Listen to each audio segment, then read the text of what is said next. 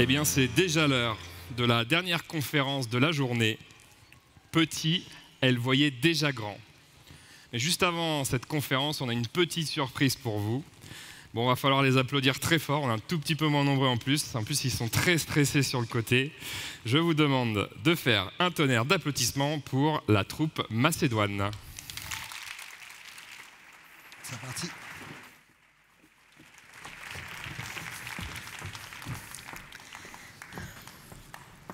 Mais vous êtes beaucoup moins nombreux. Oui, les gens sont partis. Hein. Vous avez poussé dehors? Qu'est-ce qui s'est passé? Vous êtes tout rayé. Bien, quel destin, quelle vie, quel parcours, que les témoignages qu'on a eus juste avant. J'avouerai que j'ai un petit coup de cœur pour Alice. Oui, c'est vrai, c'est vrai. Voilà, on est très content de l'avoir accompagnée jusqu'à son taxi et discuter avec elle. Moi, des destins comme ça, et puis le titre aussi, Petite, elle voyait déjà grand. Petite, elle voyait déjà grand. Moi, je me dis que ça fait un super titre d'impro, ça. Carrément. Hein? Alors, c'est simple, pour nous lancer, c'est comme tout à l'heure, 5, 4, 3, 2, 1, impro. Mais avec de l'énergie. Attention. 5, 4, 3, 2, 1, impro. Ah, monsieur? Ah, votre enfant... ça y est, c'est fait. Votre enfant est né. Alors? C'est une fille. Ah. C'est très bien, une fille. Oui, mais enfin, je m'attendais tellement à... Non, mais ça sera très bien, évidemment que ça sera très bien. Voilà. Merci. Vous voulez la voir? Merci beaucoup. Je vais rejoindre Sam. Voilà. Mes chers anges, je vous missionne sur terre pour accompagner et guider cette jeune enfant. Merci. Bah quoi? Bah c'est super. Tu pensais que tu serais seul? Mon patron aussi m'a envoyé, qu'est-ce que tu crois? Mais il n'y a pas de souci, on peut faire équipe. Ouais, c'est ça. Tu sais, ça va être une belle vie que tu vas avoir. Non, ça sera dur, très dur. Va falloir te battre. Fais-toi confiance. Et surtout, ne fais confiance à personne d'autre. Vois le verre à moitié plein, toujours. Non, un peu de pessimisme, ça ne nuit pas. Au moins, tu sauras faire face à l'adversité. Ah, mais stop, les voilà, les anges. Déjà, mes parents, ils sont complètement fachos, alors c'est bon, quoi. Vous n'allez pas vous y mettre. Chut. Gwendoline, chut. Je regarde le journal. Ben oui, vas-y, papy. Déjà que les nouvelles sont pas très bonnes. Ah bon? Chômage, récession, guerre. Bah, et tout ça, c'est à cause des frontières, des véritables passoires. Alors, comme le disait l'adage, on peut pas recevoir toute la misère du monde non plus. Oh, arrête de l'embêter avec ça. Gwendoline, viens prendre ton goûter. Merci. Tu sais, Gwendoline, nous, on croit en toi. C'est vrai? Oh oui. Tu veux dire par là que tu me fais assez confiance pour que je réussisse dans ma vie? Oui. Ah, super. Demain, c'est ton premier jour d'école. Oui. Alors, il faut que tu y ailles avec du cœur. D'accord.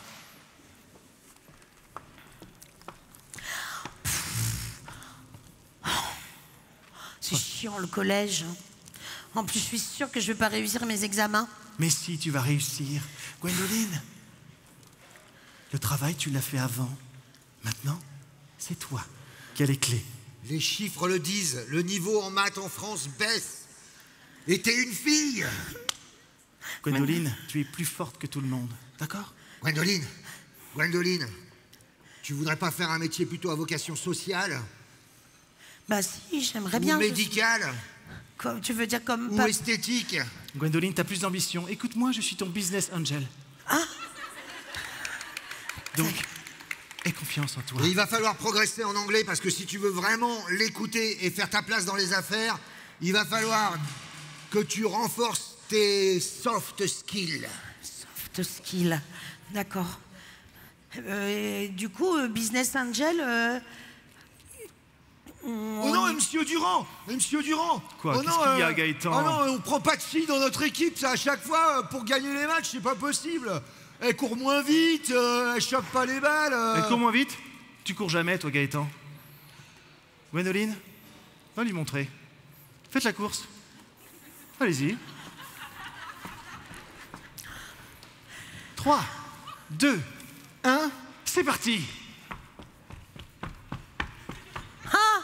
Alors Gaëtan? Alors Gaëtan, Non, mais ça, c'est parce que mes parents tiennent une charcuterie, alors forcément...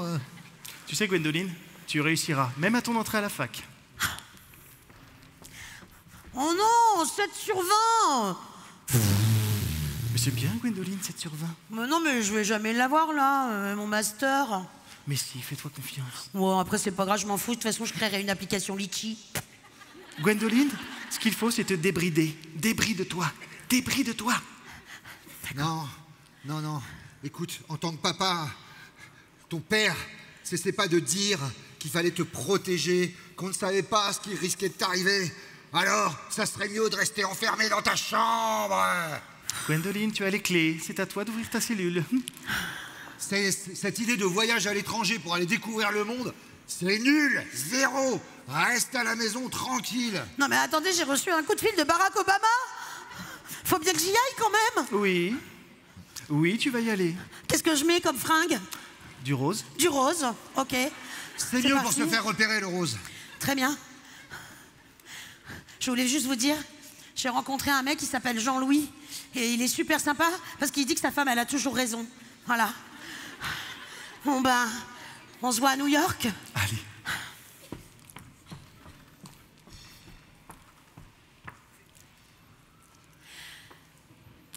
Très bien, merci d'être venu à cette conférence et merci d'assister à mon parcours.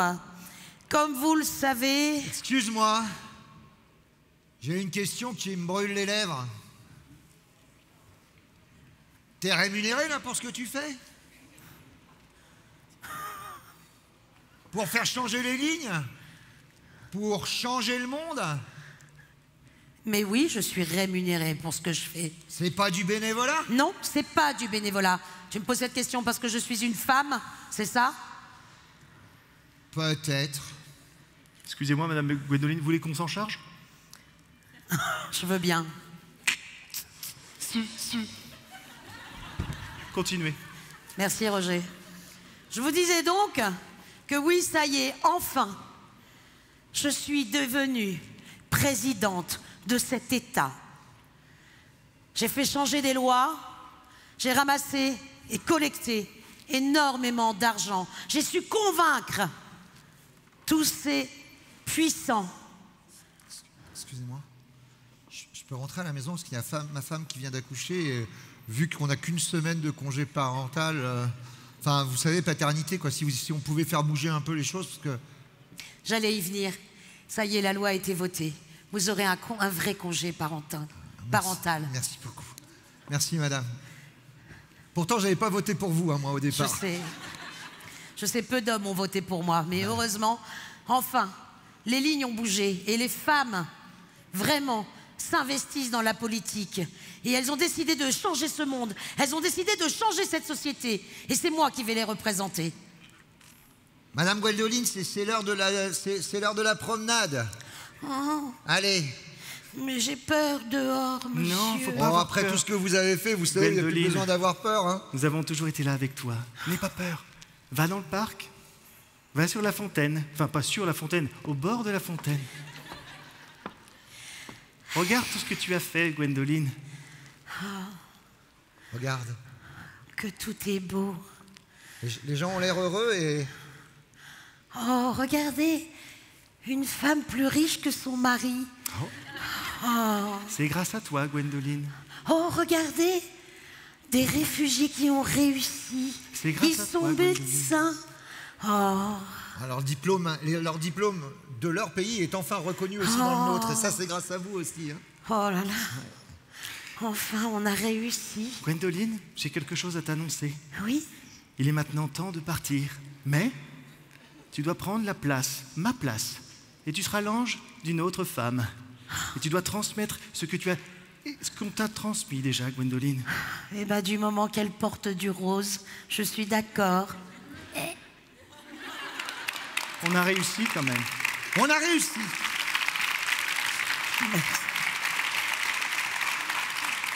Bah écoutez, ça me paraît bien. Bah, c'était un plaisir de partager ce moment avec vous. Et suite maintenant à la dernière conférence. Tout à fait, à la dernière conférence. Merci beaucoup. Merci d'applaudir Ludovic Duchesne et Benjamin Chauveau de la compagnie Macédoine. Et on peut aussi applaudir Valérie.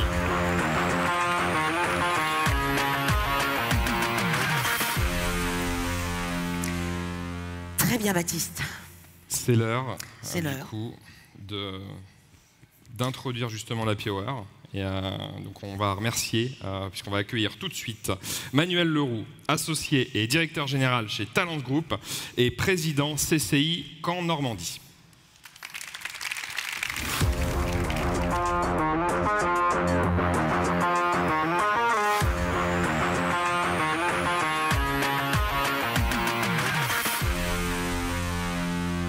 Bonjour à tous, je suis vraiment très très fier et heureux de vous avoir accueillis. Alors quand je dis nous, c'est moi, c'est pas moi, c'est tous les partenaires et les collaborateurs qui ont participé à ce très très bel événement, donc cette 5e édition de Femmes et Challenge.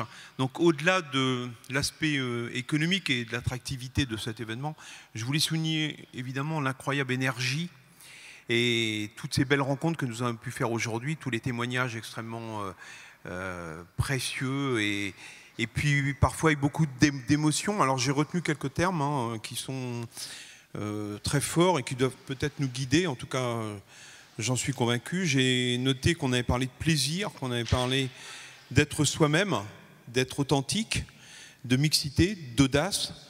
J'ai aussi retenu que l'échec est la meilleure façon de chercher le succès.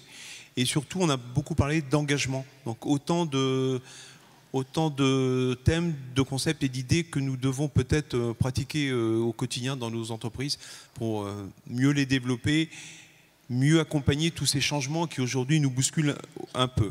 Voilà. Donc je voulais remercier l'ensemble des partenaires pour leur soutien à ce bel événement. Et c'est grâce à des réseaux tels que celui-ci, Femmes et Challenge, et à l'investissement de tous ces hommes et toutes ces femmes qui sont aussi présents aujourd'hui, que nous avons et que nous permettons aux femmes d'oser entreprendre et créer et développer.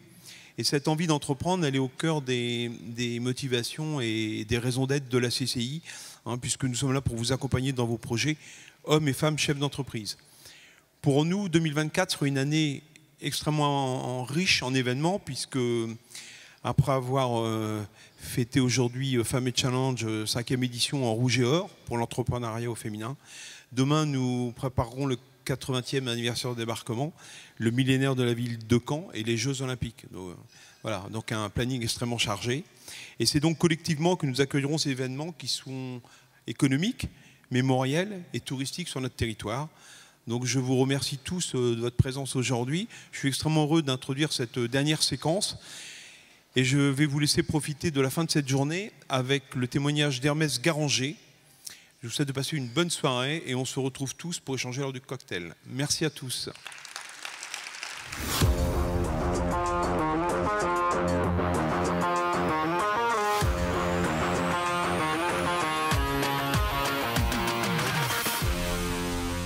Eh bien, un grand merci Manuel, un grand merci de nous accueillir dans cette belle bâtisse. Tout à fait. Tout à fait, Baptiste. Et comme a dit Emmanuel, nous allons donc accueillir pour un seul en scène notre dernière speaker de la journée, qui n'est autre que Hermès Garanger, qui est lama et productrice télé et conférencière. Elle a été la plus jeune femme lama occidentale au monde, un récit qu'elle raconte d'ailleurs dans son livre « Lama à 19 ans et après ». La méditation et l'entreprise, Hermès veut rendre cela possible avec authenticité, sensibilité et humour. Merci beaucoup d'applaudir Hermès Garanger.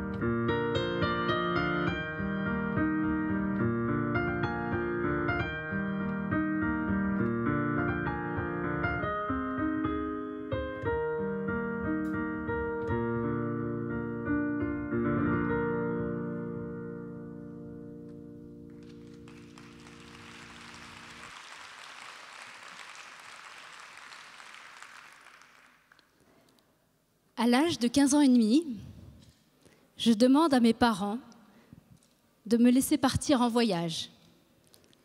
Un voyage un peu particulier. Je leur demande de me laisser partir pour 3 ans, 3 mois et 3 jours pour apprendre à méditer. Alors je viens de passer mon brevet des collèges et quand je leur demande d'arrêter mes études pour partir en retraite de méditation, la réponse n'a pas été oui tout de suite. Alors il faut savoir que je n'ai pas demandé à mes parents de rentrer en retraite à 15 ans et demi, juste comme ça par hasard. Ça ne m'est pas venu un matin en me réveillant, en me disant « Tiens, si j'apprenais à méditer ». Non, si on rembobine un petit peu l'histoire, mes parents étaient partis en Écosse 15 ans plus tôt, à la rencontre des premiers lamas tibétains, les premiers maîtres tibétains venus de l'Himalaya. Donc ma mère était monteuse à la télévision et un jour dans la salle de montage, elle voit un journal qui indique que les premiers maîtres tibétains arrivent en Écosse. Comme c'était son rêve depuis toujours, elle dit à mon père, écoute, on pourrait partir une semaine à la rencontre de ces maîtres. Les voilà partis en Écosse. Et puis, finalement, ils ne sont pas restés une semaine, mais 2 ans. Et c'est là que je vois le jour, en Écosse, dans ce premier monastère bouddhiste tibétain. En rentrant en France, j'ai 1 an, et ce jeune couple décide à son tour de fonder un monastère bouddhiste tibétain en France. Donc, ils vont sillonner la France avec leur petit bébé dans le berceau. Et puis, ils vont s'arrêter en Bourgogne. Ils vont décider d'acheter un petit terrain avec un château à l'aide de dons. Donc ils ont été voir des artistes comme Cartier-Bresson, des photographes, des peintres, qui ont offert à ce jeune couple des œuvres à revendre pour pouvoir réaliser entre guillemets leurs rêves, fonder à leur tour un monastère bouddhiste tibétain pour accueillir à leur tour des lamas qui viendraient du Tibet. J'ai donc vécu dans ce monastère bouddhiste entre mes 1 an et mes 20 ans. Donc la journée à l'école du village, le soir je rentrais dans le monastère, donc dans cette communauté entourée de maîtres tibétains. Donc en 3e, je demande au proviseur si je peux arrêter allemand pour prendre tibétain comme seconde langue. Alors une demande un peu particulière quand on est adolescente, quand on vit en Bourgogne, dans un tout petit village de 50 habitants. Mais le proviseur accepte en disant « Pourquoi pas ?» C'est la première fois qu'on me demande d'apprendre le tibétain. Donc on va dire oui. Été 88. Il faut savoir que tous les 3 ans, dans ce monastère bouddhiste tibétain, entrent en retraite de méditation des résidents et des résidentes de ce monastère. Des personnes que je considère comme des oncles, des tantes, comme des membres de ma famille, que je vois partir en retraite. Et 3 ans plus tard, je les vois sortir et je suis émerveillée à chaque sortie de retraite. Je leur demande, mais qu'est-ce que vous avez fait en retraite pour avoir un regard si doux, si serein, si apaisé, si joyeux, si léger? Qu'est-ce que vous avez fait? Alors la réponse est toujours la même, on a médité pendant 3 ans. Alors c'est vrai qu'avec mes parents, j'avais ce rêve de faire cette retraite à 19 ans, après mon bac. C'était le deal. Si tu as ton bac, tu peux faire cette retraite. Alors je ne sais pas si tous les adolescents demandent ça à leurs parents, en tout cas pas vraiment à l'heure actuelle, mais moi c'était mon rêve, c'était mon but ultime, apprendre à méditer pour apprendre à être heureuse. Été 88, donc les futurs retraitants et retraitantes se préparent à entrer en retraite avec un grand maître tibétain qui vient de Darjeeling et qui va passer 2 mois à transmettre toutes les instructions et tous les enseignements que ces futurs retraitants et retraitantes vont pratiquer pendant ces 3 ans. Alors je viens de passer mon brevet des collèges et j'attends tous les adolescents qui viennent l'été au monastère. Les parents méditent, les enfants s'amusent. Donc je me dis, super, on va retrouver les camarades, les ados, on va retrouver nos petites soirées à faire des feux, à faire griller des chamallows, à jouer de la guitare pendant que nos parents méditent. Et cet été-là, alors que les retraitants se préparent pendant 2 mois de transmission dans le temple, une malentendante me demande si j'accepterais de l'accompagner et de retranscrire pendant 2 mois tous les enseignements, puisqu'elle n'entend rien, et donc elle voulait vraiment assister à toute cette transmission, et je devais retranscrire mot pour mot toutes les instructions données par ce maître tibétain. Alors je me dis, ça tombe mal, c'est l'été, est-ce que je vais penser à mon propre bonheur d'ado? Je viens de passer mon brevet, c'est les vacances, c'est l'été, c'est génial, j'attends ça depuis 1 an. Mais en même temps, est-ce que le bonheur de Janine, cette femme, n'est pas plus important que le mien? En tout cas, cet été-là. C'est son rêve, elle est assez âgée, c'est la seule fois ou la seule opportunité qu'elle aura de faire cette retraite. Alors en fin de journée, je retourne voir Janine et je lui dis, je suis OK, je vais retranscrire pour toi. Donc je vais passer tout l'été 88 dans ce temple avec que des retraitants et retraitantes, futurs retraitants et retraitantes, qui s'apprêtent à partir pendant 3 ans et qui viennent du bout du monde, du Bhoutan, d'Argentine, des États-Unis, de Pologne, d'Italie, de plein de pays différents. Et donc je vais avoir une dérogation pour entrer dans le temple avec ce groupe de futurs retraitants et retraitantes. 3 jours avant l'entrée en retraite, Janine se désiste et devinez quoi? Les lamas du monastère me proposent sa place. Alors quand le lama me demande le soir si éventuellement je serais prête à partir en retraite dans 3 jours, du haut de mes 15 ans et demi, je lui dis « mais oui, bien sûr, mes parents m'ont dit oui pour 19 ans, donc 15 ans et demi, ils sont d'accord. Enfin, en tout cas, moi, je suis d'accord et je réponds pour eux, c'est d'accord. » Je rentre à la maison, il est 22h30, et je dis « Maman, les lamas m'ont proposé de rentrer en retraite dans 3 jours. » Et j'ai dit oui, je prends la place de Janine. Alors ma mère me dit c'est une décision quand même qu'on prend ensemble, tu es mineure.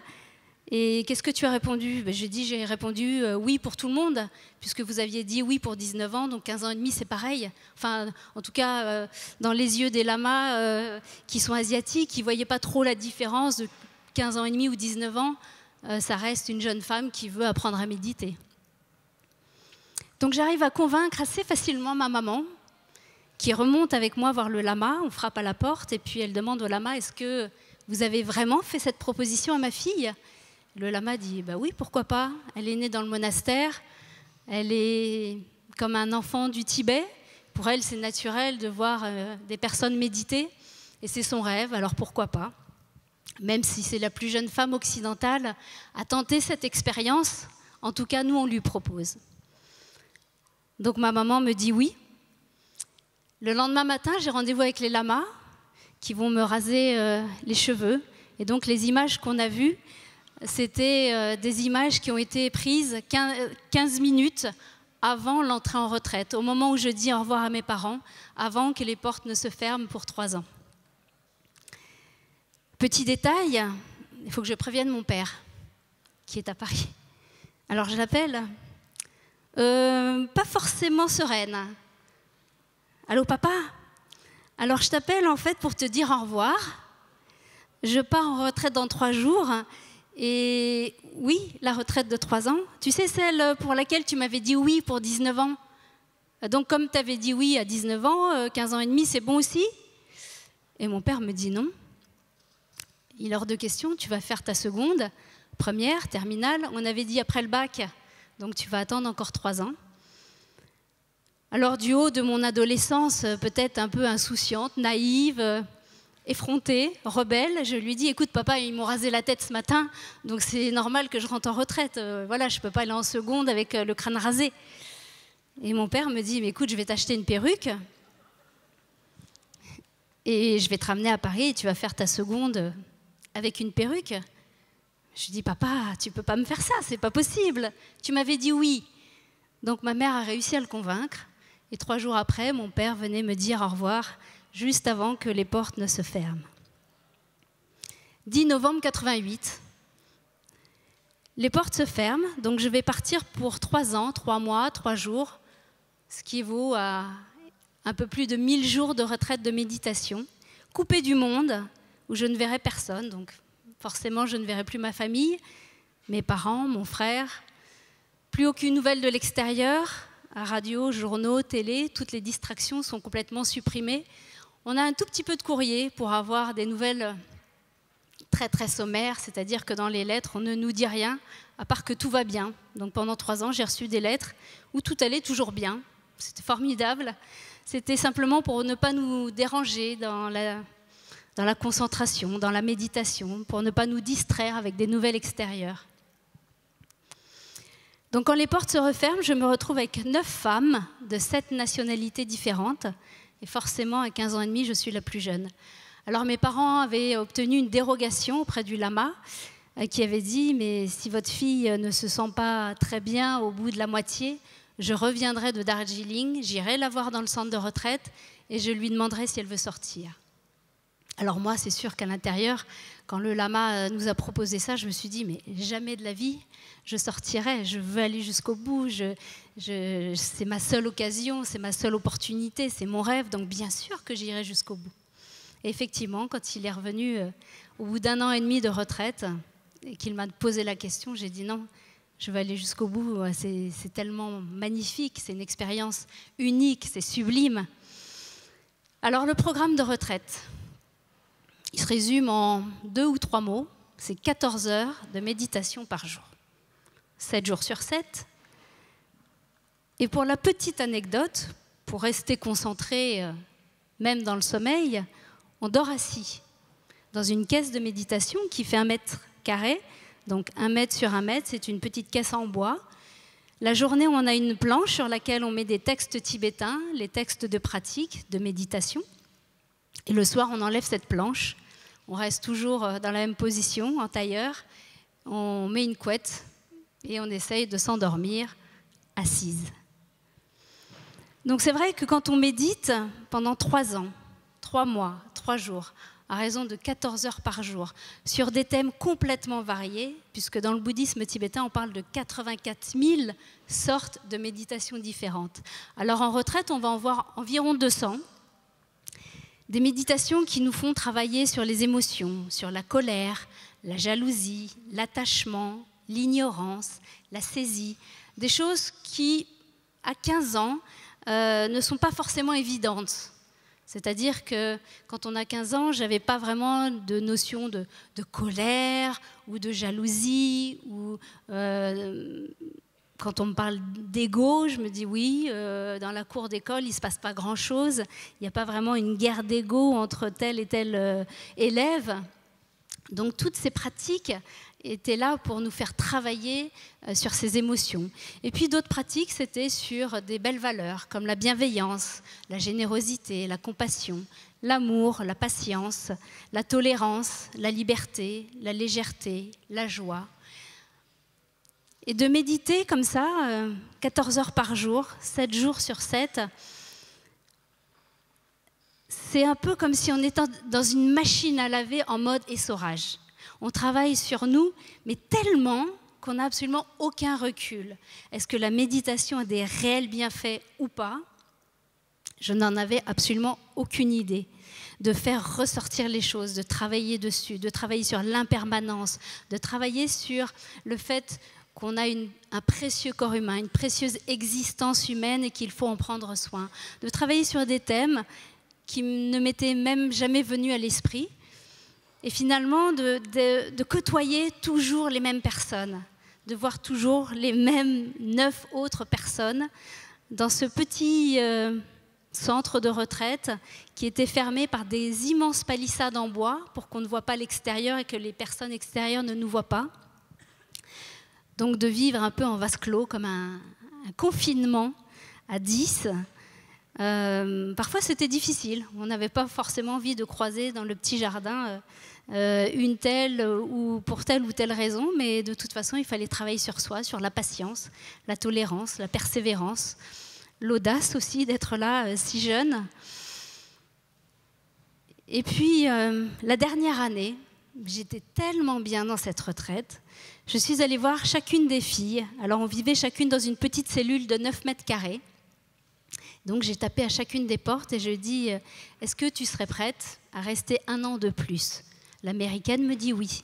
l'Argentine me dit oui, la Bhoutanaise me dit oui. Et donc je fais faire le tour de toutes les cabanes et toutes me disent oui. Donc je demande à voir le maître tibétain qui vient tous les 15 jours environ nous donner des enseignements et des instructions, et qui réside à l'extérieur du centre. Donc je demande à ce qu'ils viennent et je dis est-ce qu'on pourrait rester une année de plus, tellement on est bien, tellement on a envie de continuer à apprendre, à méditer, à développer cette spiritualité, cette profondeur. Et pour une des personnes qui n'avait plus de visa, on a été obligé de sortir à la date qui avait été déterminée. Selon le calendrier tibétain, cette année-là, en 92, la sortie tombait le jour de mes 19 ans, le 19 janvier 92. Quand le lama annonce dans le temple que c'est la journée la plus auspicieuse du calendrier tibétain, je lui demande de changer de date. Je lui dis, c'est pas possible, j'ai vu personne de l'extérieur pendant 3 ans et de sortir le jour de mon anniversaire, j'imagine ce qu'ils vont préparer, ça va être un choc de sortir, de retrouver ses proches, mais de fêter ça, ça paraissait complètement improbable. Et pourtant, 19 janvier 92, les portes s'ouvrent et on est accueillis par 500 personnes, tous nos proches, notre famille.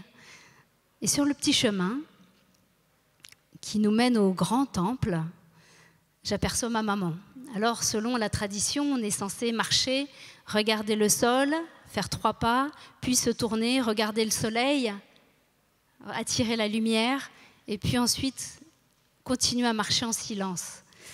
Et moi, le petit caneton un petit peu rebelle, j'ai fait un petit pas à l'écart et j'ai vu ma maman et je dis « Maman », je l'ai serrée très fort et j'ai dit « Est-ce que tu peux me dire qui est ce jeune homme qui filme derrière la caméra ?»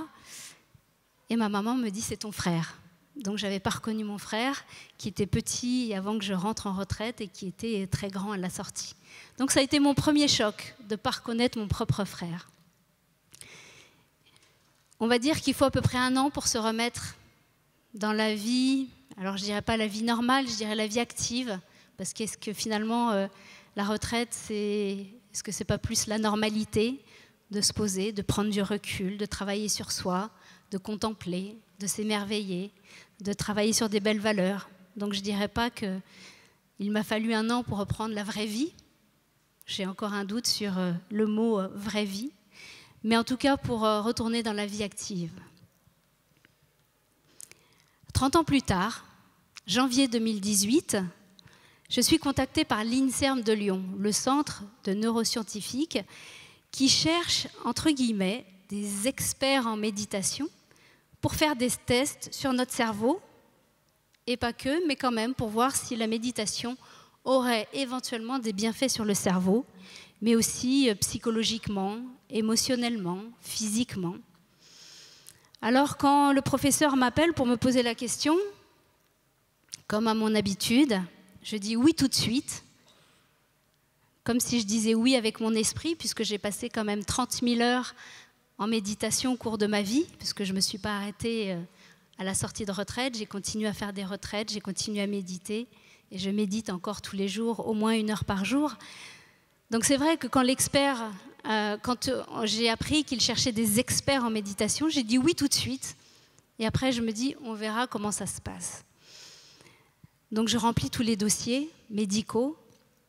Et quelques semaines plus tard, le professeur me rappelle en disant, il y a un souci sur votre dossier médical, donc on ne va pas pouvoir faire les expériences avec vous. Alors d'un certain côté, je suis déçue, je me dis qu'est-ce qui se passe? Est-ce qu'il y a eu un souci? Est-ce que je suis malade? Est-ce que vous avez découvert quelque chose pour que mon dossier soit refusé? Et il me dit non, il y a un souci, vous êtes gauchère. Et en fait, il fallait régler toutes les machines, les IRM et toutes les machines pour un cerveau de gaucher. Et donc pour cette raison-là, on m'annonce que je ne devais pas faire partie des expériences. Donc je suis un peu déçue et en même temps, quelques jours après, je croise Mathieu Ricard, que je connais depuis que je suis toute petite et qui a fait ses expériences en France et aux États-Unis. Alors je dis Mathieu, tu sais, l'INSERM m'a contacté, m'a demandé si je voulais faire partie des experts en méditation pour faire à peu près 17 expériences en tant que cobaye. Et j'avais dit oui, mais qu'est-ce que tu en penses? Et Mathieu m'a répondu bon courage. Et quand Mathieu répond bon courage, c'est pas bon signe. Ça veut dire qu'a priori, ça doit être assez rock'n'roll, ça doit pas être très agréable. Donc, quelque part, il m'a confortée en me disant eh ben, bon courage. Sauf que quelques jours après, l'INSERM me rappelle en disant on n'a pas trouvé assez d'experts en méditation à travers l'Europe. Donc, on va modifier toutes les machines pour vous et vous allez passer une semaine branchés de partout pendant 6 jours à Lyon, donc en janvier 2018. Premier matin, j'arrive à 8h30, donc dans la salle de petit déjeuner de l'Ibis, au bord de l'autoroute. Je vous donnerai l'adresse, l'hôtel est sublime. C'était magnifique. Si j'avais pu m'échapper, je l'aurais fait. Donc du coup, la secrétaire du professeur a la bonne idée de poser sur son plateau à l'envers le programme de la journée. Alors j'essaye de lire, puisque personne ne voulait dire ce qui allait se passer, pour garder la spontanéité, comme ils disent. Alors je regarde à l'envers et je lui dis « Tu veux pas aller chercher un thé ?» Donc elle se lève, elle va chercher un thé en laissant le planning. Et je vois brûlure, décharge électrique, souffrance, douleur, psychique, émotionnelle, physique. Ok. Et elle vient s'asseoir et je lui dis, Clara, est-ce qu'on pourrait parler du programme, de ce qui m'attend tout à l'heure? Elle me dit, non, non, il faut garder la spontanéité. 8h30, je me retrouve dans un IRM, le bras attaché contre le corps, et on me pose une plaque métallique contre le poignet. Et pendant 4 heures, on va me brûler le poignet à 39 degrés toutes les 30 secondes. Donc je suis dans l'IRM, enfermée pendant 4 heures. Pendant 2 heures, je vais méditer sur des thèmes imposés, donc avec un casque. On va me demander de méditer sur la compassion. Puis, pendant 2 autres heures, sur l'empathie. Donc pendant la méditation sur la compassion, on me demande de penser à la personne que j'aime le plus au monde. Vraiment de basculer dans un état méditatif. Donc forcément, je pense à ma fille qui est restée à Paris et je médite, je ferme les yeux et j'en ai presque les larmes aux yeux tellement je dois méditer sur la compassion, l'amour inconditionnel, la bienveillance. Et l'expérience commence. Et donc toutes les 30 secondes, pour me sortir de cet état méditatif, pour ne pas que je reste trop longtemps dans cet état d'esprit, on essaye de me tirer dans le mental en me projetant des indices sur un écran. Donc je suis allongée et je vois indiquer tiède ou alors chaud avec plein de flammes. Donc je ne sais jamais comment va être l'impulsion. Est-ce que c'est un piège? Est-ce que la prochaine fois ça va être chaud parce qu'ils indiquent que c'est chaud? Ou est-ce que ça va être tiède? Ou est-ce que ça va être chaud, chaud, chaud? Il y a plein de pièges comme ça. Et donc, pendant 4 heures, on va essayer de me sortir de cet état méditatif pour que je ressente la douleur. Puis après, on va compliquer ça pour me sortir encore plus de l'état méditatif, puisque les indices n'y font rien et que même si je vois quelque chose qui indique que ça va être très chaud, je reste dans cet état méditatif. Je lis ce qui est indiqué, mais à aucun moment, le rythme cardiaque va être modulé. La courbe, elle reste identique. Je reste dans cet état méditatif focus. Donc, ils vont me rajouter du calcul mental, des multiplications. Et à l'aide d'une télécommande, il faut que je donne les résultats, toujours allongé, toujours en méditant sur la compassion, l'empathie, et avec bien sûr les brûlures, mais du calcul mental en plus. 4 heures plus tard, on me sort de l'IRM et je vois le professeur, je lui dis « À quel moment vous avez commencé l'expérience avec le chaud ?» Je n'ai rien senti. Je n'ai pas senti la différence entre le chaud et le tiède. Et donc, on me détache le bras, on soulève la couverture et on me montre effectivement mon poignet qui était violet. Donc, je vous ai épargné les photos qui n'étaient pas très glamour avant un apéritif. Là, je sais qu'il va y avoir une petite fête derrière. Je ne voulais pas gâcher la fête. Donc, j'ai évité d'apporter les photos, mais le poignet n'était pas vraiment très joyeux. Et donc, je demande aux neuroscientifiques, mais comment le groupe de novices en méditation, puisque vous faites d'une part les experts, mais d'autre part les novices en méditation, qui ont quelques notions de méditation, qui sont un peu briefés au jour le jour pour avoir les mêmes consignes que nous. Je dis, mais comment ils ont réagi? Et en fait, on s'est rendu compte que le fait de méditer réduit la souffrance 27 fois par rapport à quelqu'un qui n'aurait jamais médité ou qui médite peu. C'est-à-dire qu'on ressent 27 fois moins fort la souffrance physique, émotionnelle, psychologique. Une deuxième expérience, alors peut-être encore moins joyeuse, moins agréable, et c'est là où je me suis rappelée de Mathieu, qui m'avait dit bon courage. On va me mettre dans une petite pièce, comme dans un bunker, dans le noir, avec un casque sur les oreilles. Et on va me projeter des images tout droit sorties du JT. Donc des images violentes, des personnes en train de mourir, des enfants en train d'agoniser en Afrique, des personnes en train d'être assassinées, etc. Des images que je ne regarde jamais par moi-même à la maison, étant quand même très sensible. Et donc on va me projeter ça, tout en m'envoyant des décharges électriques dans le bras, toutes les quelques secondes, tout en m'envoyant des cris d'horreur dans les oreilles, et on va me demander de méditer à nouveau sur la compassion et sur l'empathie. Et donc, à l'aide de la télécommande, je vais dire comment je ressens ça, comment émotionnellement je suis impactée par les images ou par ce que je ressens, comment ça se passe à l'intérieur. Et on s'est rendu compte, sous l'effet de la compassion, j'étais impactée à 1 ou 2 sur 10. Sous l'effet de l'empathie, j'étais tellement à la place de la personne, de la maman qui perdait son bébé en Afrique ou de la personne qui était en train d'être assassinée, pendue, etc. J'étais tellement dans cette empathie que j'avais les larmes aux yeux, j'étais bouleversée. Donc quand on me demandait, mais est-ce que vous êtes impactée? Je dis oui, 8, 9 sur 10, c'était horrible.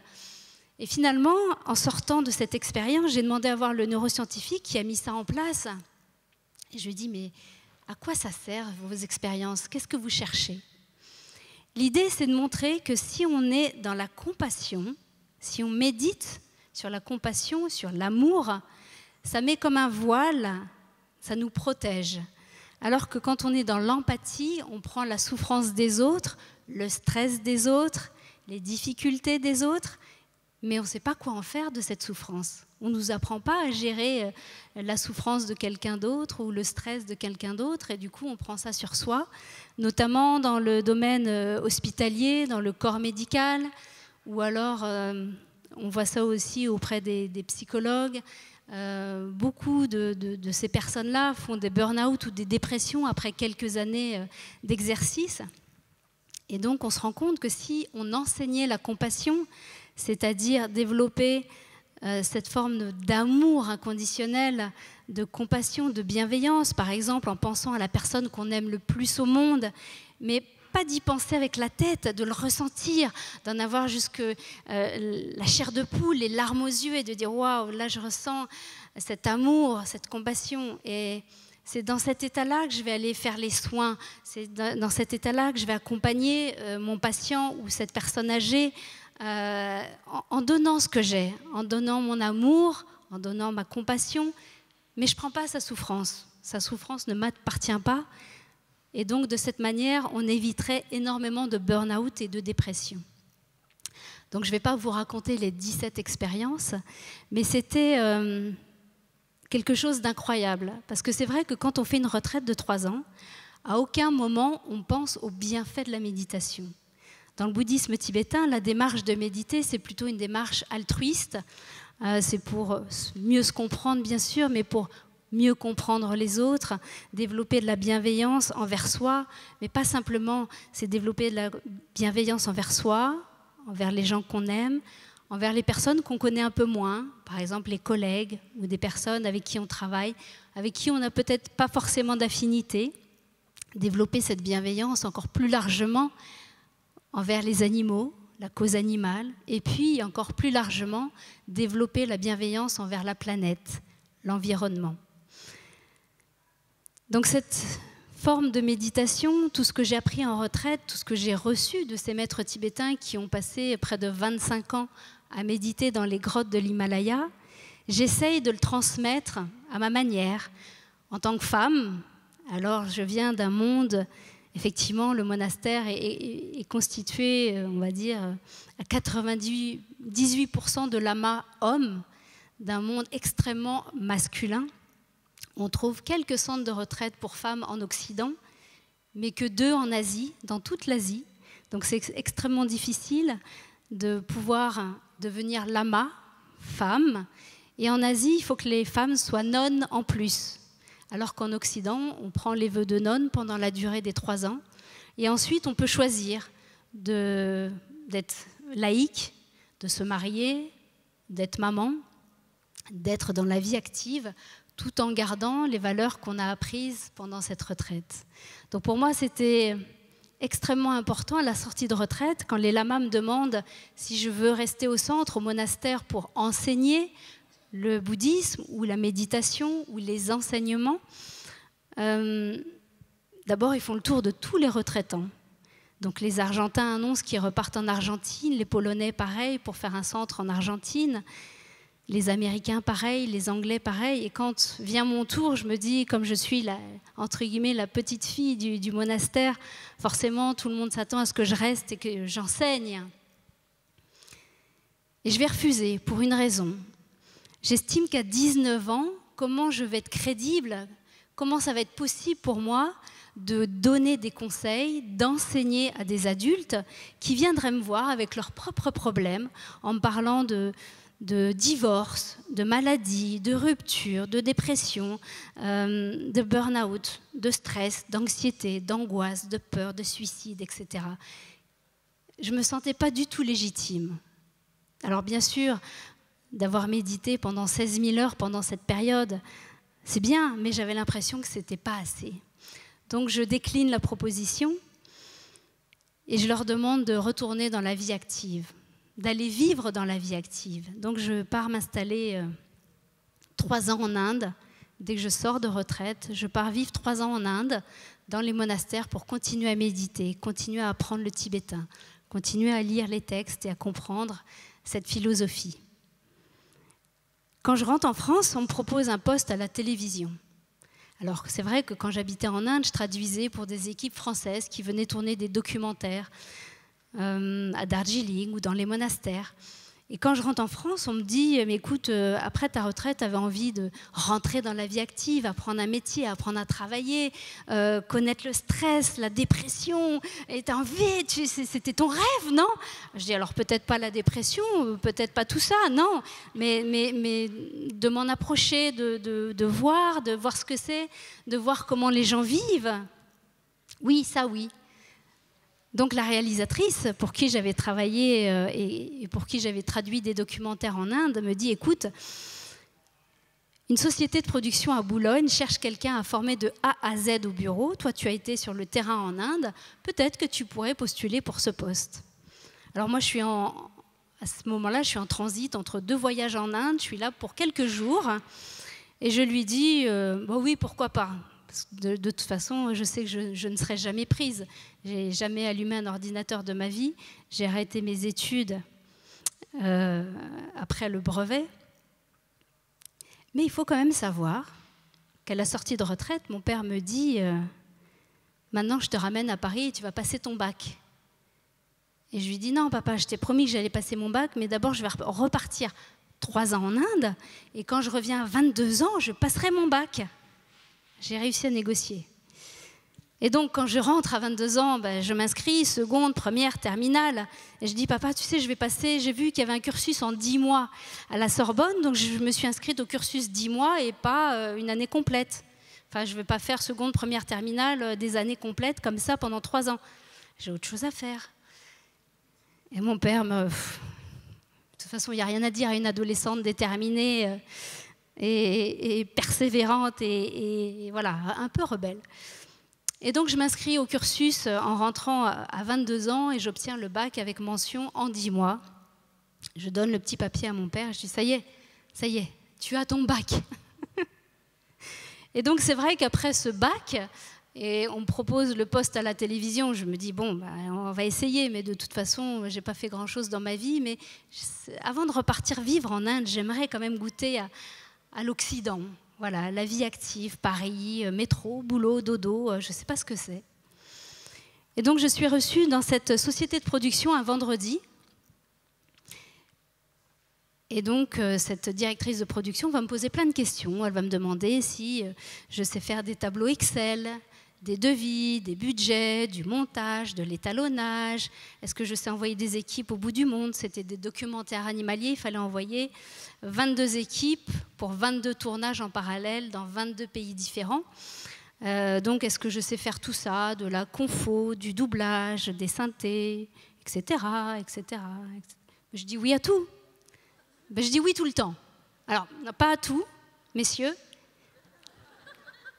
Je ne suis pas une femme facile. Mais je dis oui, d'abord. En fait, je dis, ce réflexe de la retraite me dit oui avec l'esprit. Et après, je verrai, le cerveau, il va s'adapter. S'il faut apprendre quelque chose, s'il faut développer des connaissances, s'il faut étudier, s'il faut... J'en sais rien. Donc je dis oui spontanément avec le cœur ou l'esprit, on peut appeler ça comme on veut. Et ensuite, si je suis recrutée et prise, on verra comment mon cerveau il va s'adapter, quoi. Et puis le soir même, la directrice de production m'appelle et me dit « Vous êtes prise ». Et là, c'est le drame. J'ai eu un week-end pour me former. J'ai appelé mon frère, je lui ai dit écoute, est-ce que tu peux me dire ce que c'est qu'un tableau Excel? Est-ce que tu peux me dire ce que c'est que de la confo, des cassettes, bêta, SX, bêta numérique, confo, étalonnage, doublage, synthé. Donc il a essayé de me briefer, on va dire, rapidement.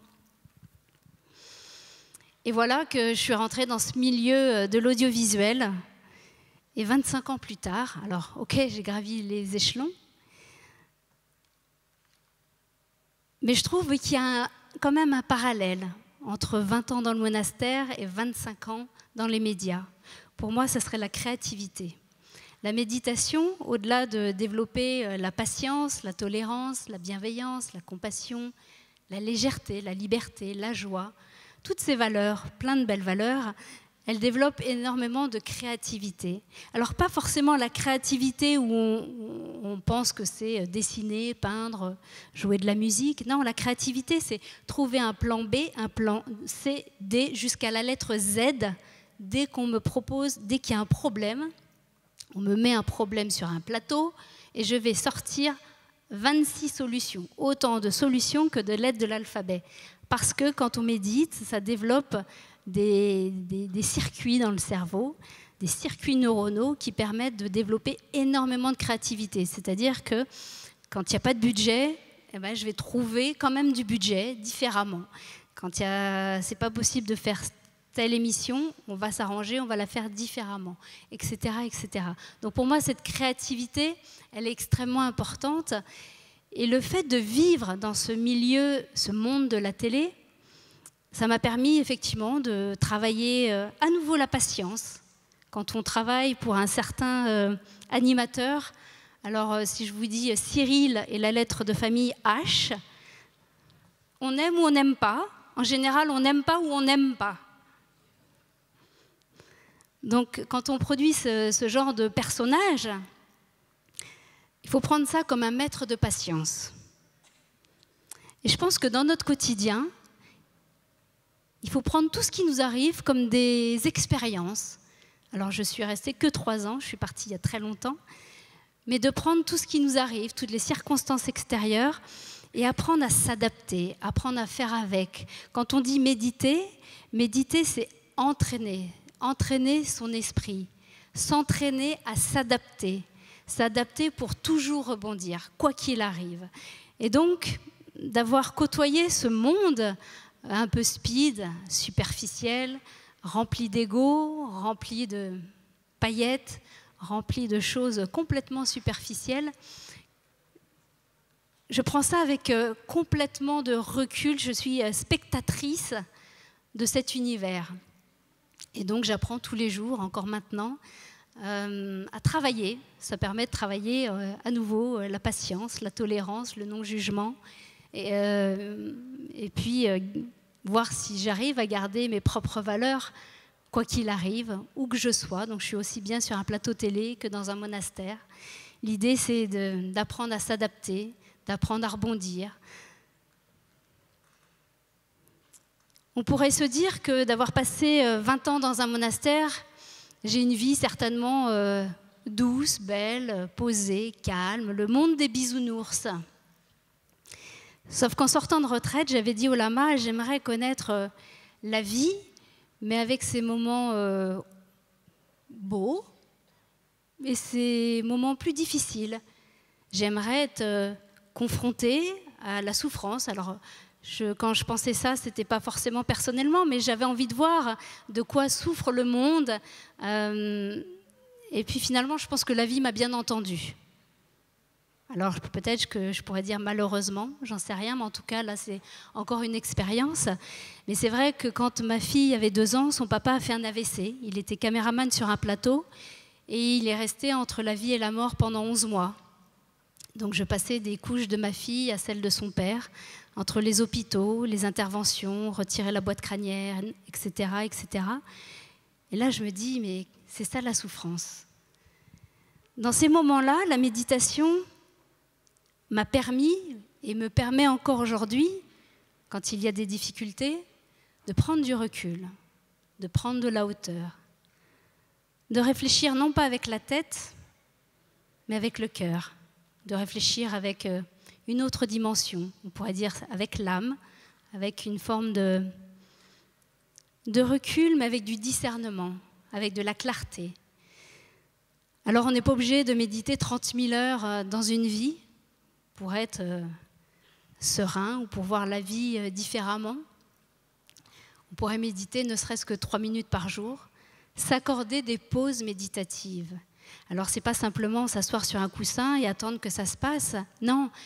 Méditer, ça peut être marcher dans un état méditatif. Alors plutôt qu'être au téléphone, c'est marcher ou aller au travail avec un état d'esprit positif, bienveillant. Avoir de la bienveillance à travers le corps, la parole et l'esprit. À travers le corps, c'est des gestes bienveillants, de douceur, un sourire, un regard. À travers la parole, ça peut être des mots encourageants, bienveillant, positif, quand on manage des équipes, d'avoir un discours bienveillant, quand on est parent, un discours encourageant. Et à travers l'esprit, ce serait d'avoir des belles pensées, de souhaiter peut-être la paix dans le monde, c'est un peu utopique, mais de souhaiter le bonheur des autres, de souhaiter que la planète continue longtemps et à nous faire vivre, à nous faire respirer, à nous faire manger, de développer des belles valeurs, de penser le bien, d'être dans le non-jugement ou essayer d'avoir le moins de jugement possible. Donc l'idée, c'est ça, c'est cette bienveillance à travers le corps, la parole et l'esprit. Après, un petit mot pour les femmes. Je sais qu'il y a des hommes dans la salle, mais étant une femme qui vient d'un milieu extrêmement masculin de par le monastère, extrêmement masculin de par la télé, j'ai envie de dire que les femmes ont cette forme de bienveillance presque naturelle. Alors quand on est maman, c'est peut-être encore plus accentué.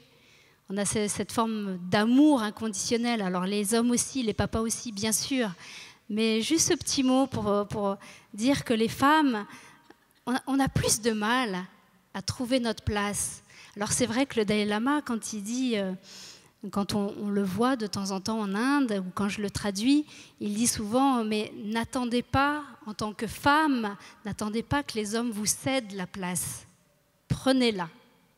Il n'y a rien à prendre en fait, c'est juste de prendre sa place sans rien retirer à quiconque, juste prendre sa place. Et puis une deuxième phrase du Dalai Lama qui dit « Le monde sera sauvé par des femmes occidentales ». Alors ça, quand on est une femme, on peut se dire qu'on a peut-être une part de responsabilité à apporter plus de bienveillance au sein de notre famille, dans notre entourage. On soutient, on a peut-être plus de patience, plus de tolérance. On a cette forme d'audace, de courage, parce qu'on est quand même un peu sur tous les fronts. On est la femme, la maman, l'épouse, la compagne, la meilleure amie, la maman, la superwoman, la manager, l'entrepreneuse. Et on est obligé d'aller au front. On a des journées qui font pas 24 heures, mais presque 48, tellement on remplit nos journées comme ça. Et c'est vrai que méditer, ne serait-ce que quelques minutes par jour, ça permet de recharger les batteries, ça permet de se ressourcer, de prendre du temps pour soi, mais pas de manière égoïste. De s'arrêter 3 minutes, c'est comme si vous rechargiez les batteries pour quelques heures. On recharge nos téléphones, mais il faut aussi penser à se recharger soi-même.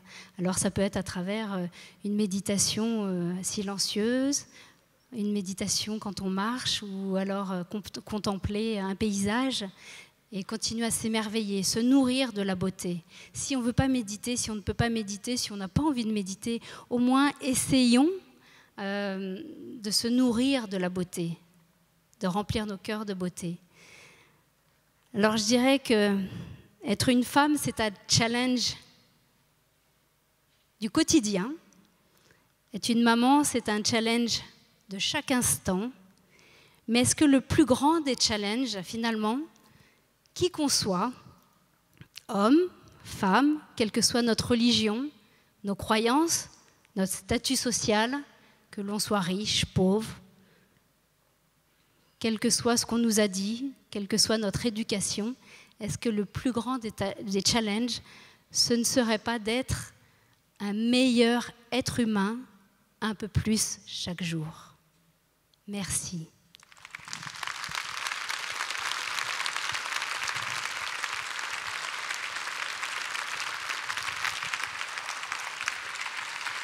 Merci beaucoup Hermès.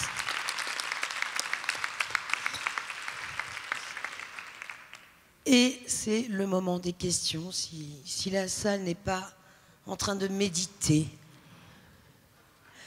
on aurait presque envie. Est-ce qu'il y a une... Et moi j'ai une première question juste ici. Très bien.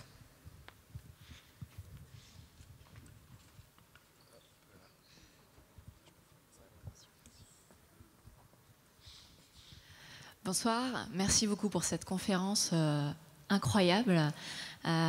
Émilie Garcia, Jean Smith Architecture.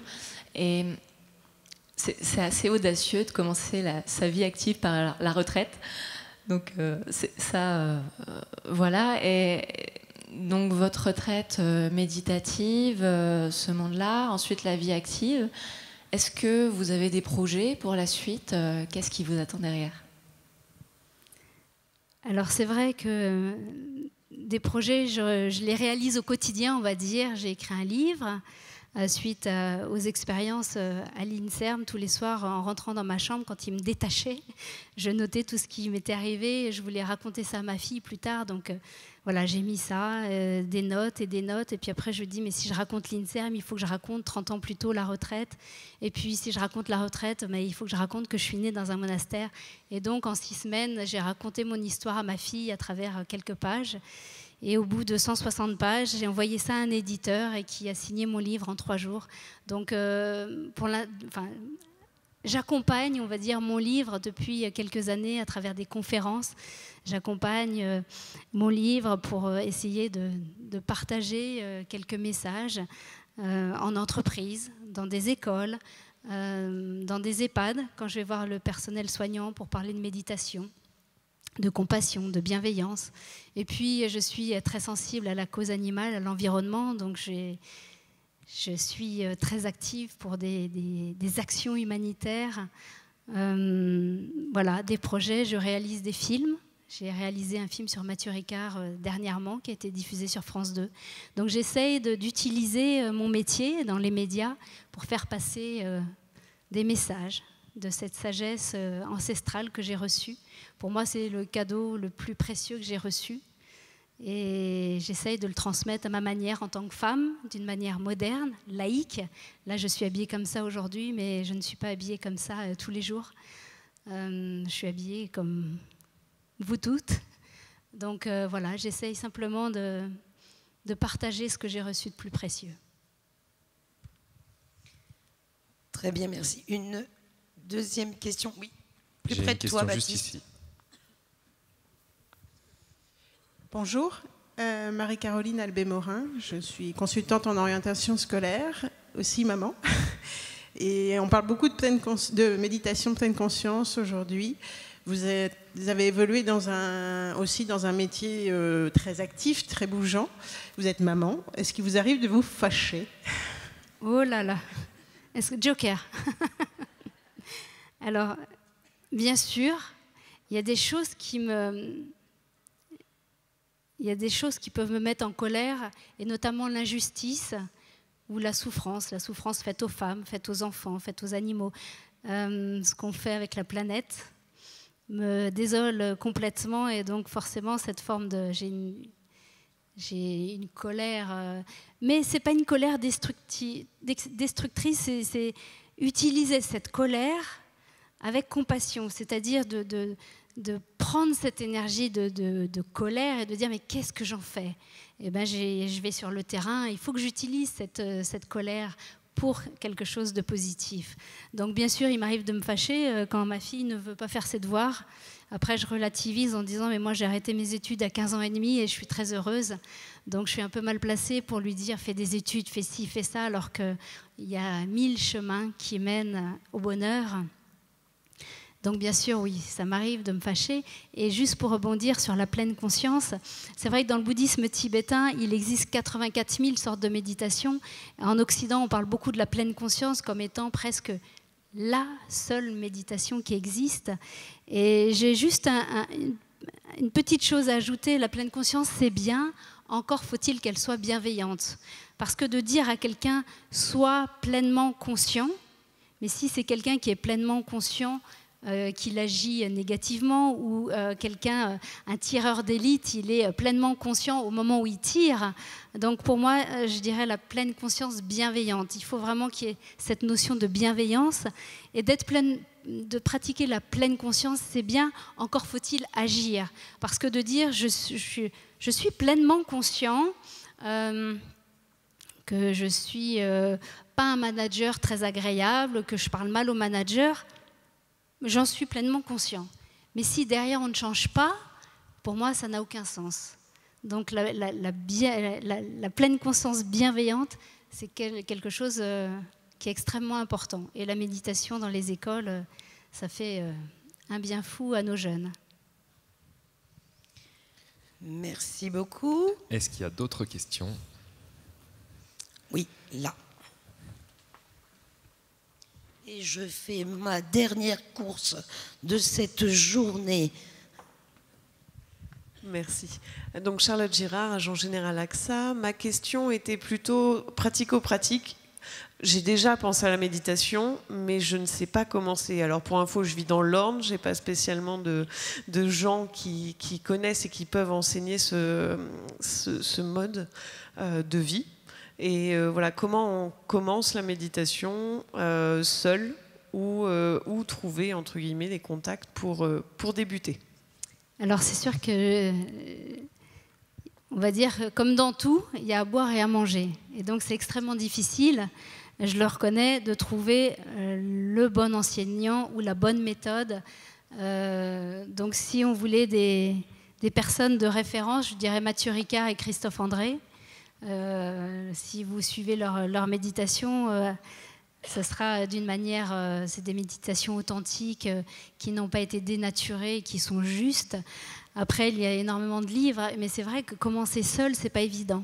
On pourrait dire, par exemple, quand on est en colère, sur la balance, on met la colère, et de l'autre côté, il y a une forme de méditation. Pour contrecarrer cette colère, on pourrait méditer ou se concentrer sur l'amour, la compassion, la bienveillance. Donc quand on est en colère, quand on éprouve quelque chose qu'on trouve injuste, qui nous agace, on pourrait se dire, plutôt qu'être en colère et s'asseoir sur un coussin et attendre que la colère passe, c'est qu'est-ce que je mets de l'autre côté? Et de l'autre côté, je vais fermer les yeux, je vais penser: par exemple, à la personne que j'aime le plus au monde ou un être cher qui n'est plus là, et développer, mais vraiment avec un ressenti, pas avec la tête, un ressenti, et de méditer sur cet amour. Et quand le poids de cet amour, de cette compassion, de cette bienveillance est vraiment dans le ressenti, il va être beaucoup plus lourd que la colère. Et donc la colère finalement n'a plus aucun poids, elle est insipide. Donc c'est vrai que dans le quotidien, quand par exemple on est triste, on pourrait dire face à la tristesse, je peux méditer sur la joie pour contrecarrer. Plutôt que dire je vais méditer, s'asseoir sur un coussin et attendre que ça se passe. Il ne va rien se passer. Donc dans le bouddhisme tibétain, c'est vrai qu'on essaye de contrecarrer en permanence, de dire là, je suis triste. Mais si je méditais sur des moments de joie que j'ai vécus, un dernier souvenir, un souvenir récent, quelque chose qui me met en joie, et d'éprouver ça, et de rester dans cet état méditatif quelques minutes, on va se rendre compte que la tristesse va s'évanouir d'elle-même. Donc, pour moi, la méditation, c'est pas lire des textes toute la journée, c'est presque du bon sens. Et puis après, on pourrait dire qu'un artiste, quand je vois un artiste peindre, dessiner, pour moi, il est dans un état méditatif. Un musicien, quand il joue de son instrument, il n'est pas dans la tête à se dire qu'est-ce qu'il faut que je joue comme note. Il est vraiment dans un état méditatif. Donc pour moi, tous ces instants-là sont des états méditatifs, même sans le savoir. On médite tous ici, en contemplant un soleil, un paysage, en s'émerveillant de quelque chose. Donc on n'a pas besoin de chercher plus, mais c'est de développer, de continuer à développer et d'avoir cette forme de continuité. Et c'est maintenant l'heure de la dernière question. Allez-y. Bonsoir, Vincent Grenet. Moi, je suis sur le hangar 0. Je suis là sur le 2e étage, en face. Du coup, comme la première question, la dernière est peut-être pas la plus facile. Du coup, moi, je voudrais vous remercier en tout cas pour ce témoignage. Et j'ai une question concernant votre rapport aux émotions, du coup. Comment vous vivez, du coup, cette sensation, peut-être aussi bien aux émotions positives qu'au manque, puisque vous avez certainement dû recevoir ou ressentir des manques. Comment vous avez réussi à gérer cette notion de manque? Alors en fait, c'est un entraînement de tous les jours. Hein. L'entraînement ne s'arrête jamais. Mais c'est vrai que j'ai un rapport avec les émotions peut-être assez différent. C'est-à-dire que pour moi, il n'y a pas une émotion positive ou négative. On peut avoir de la bonne colère. Parfois, ça nous booste un petit peu, sans que ça fasse du mal autour de soi. Donc l'idée, c'est de reconnaître. Et je dis souvent, tiens, là, j'ai l'impression que telle émotion est en train de venir, ou je pourrais me mettre en colère pour telle ou telle chose. Donc je continue à m'entraîner avec, c'est-à-dire c'est presque un jeu, c'est de ressentir les émotions, ne pas se faire happer par ces émotions, de les observer, de rester spectatrice, mais de les ressentir. Et c'est pas évident de ressentir les émotions tout en les observant. On est la personne qui reçoit et qui observe en même temps, donc c'est assez paradoxal, c'est assez particulier.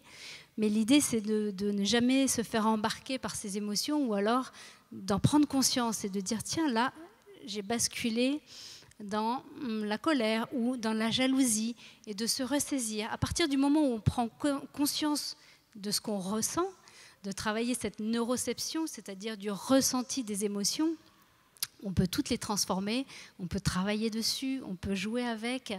Donc l'idée, c'est d'en prendre conscience et puis d'observer en disant, tiens, là, j'ai de la jalousie, pourquoi? Est-ce que c'est parce que j'ai un manque de confiance en moi, que je suis jalouse de telle ou telle personne ou de telle situation? De travailler sur soi en disant, ce manque de confiance, peut-être que je peux méditer sur ça, ou rajouter, ou essayer de trouver plus de confiance, me rassurer. Mais c'est vrai que les émotions, je les prends un peu comme un jeu quand même, c'est-à-dire d'en prendre conscience et de dire, mais qu'est-ce que je fais de cette émotion? Mais le manque, j'ai très très peu cette sensation de manque. J'ai pas l'impression qu'il me manque quoi que ce soit, j'ai l'impression que tout est là. Donc parfois je me dis, mais c'est bizarre, rien ne me manque, est-ce que je suis normale? Mais à partir du moment où on est riche de l'intérieur, je pense que rien nous manque. Merci, merci beaucoup Hermès, que l'on peut applaudir encore très fort.